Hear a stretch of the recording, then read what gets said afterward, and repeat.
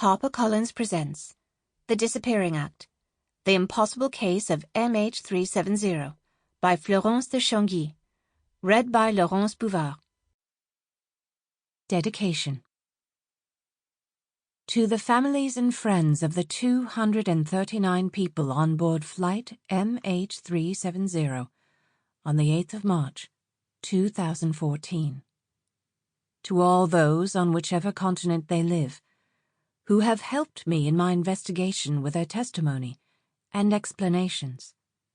To all those who are persevering in good faith with their research, so that one day we will know the full story of what really happened to Flight MH370. To all those who know something more, and who are duty-bound to reveal their share of the truth and end the terrible distress of the victims' loved ones. To my family and friends, whose support and patience have been essential to my work.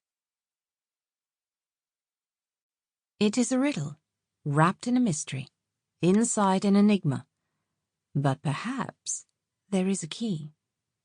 Winston Churchill, 1939. We live in a world where the powerful deceive us. We know they lie. They know we know they lie. They don't care. We say we care, but we do nothing. Adam Curtis, Hypernormalization, BBC documentary 2016. International affairs are very much run like the mafia. Noam Chomsky, 2020. Forward.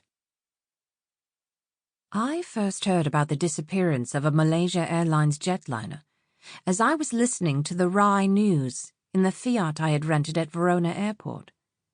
I was on a short visit to my childhood home. It was the morning of Saturday, the 8th of March, 2014, and I pulled over so I could hear the details more closely.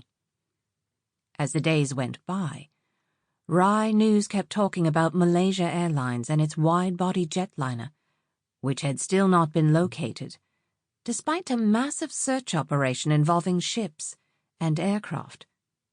Seen from afar, the whole affair seemed decidedly weird. I really wanted to be on the spot.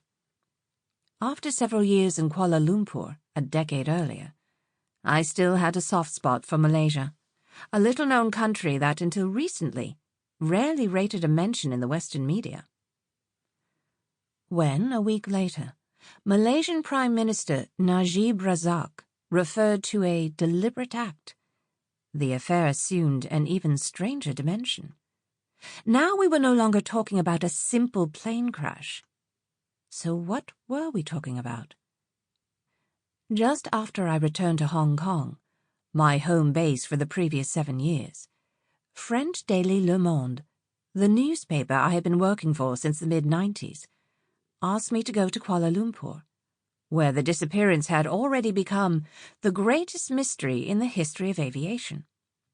While the whole affair was strange when seen from afar, seen close up, it was positively Kafkaesque. It was not possible in 2014 for a Boeing 777 carrying 239 people to have simply disappeared. Nothing mysterious happened that night. The loss of the jetliner must have a cause, whether it was human, technical, or political. What had really happened was simply not yet known to the general public, I told myself. To me, claiming that flight MH370 could have disappeared sounded like an insult to human intelligence. People and computers must necessarily know something. Radar systems and satellites saw what happened. Whatever the nature of the event, traces must have been left behind, even if they were only slight. It seemed to me that it was my professional duty to find these traces, analyze the context, note down the inconsistencies, identify the red herrings, and get any witnesses to say what they knew. Above all, to refuse to let the Sample complete. Ready to continue?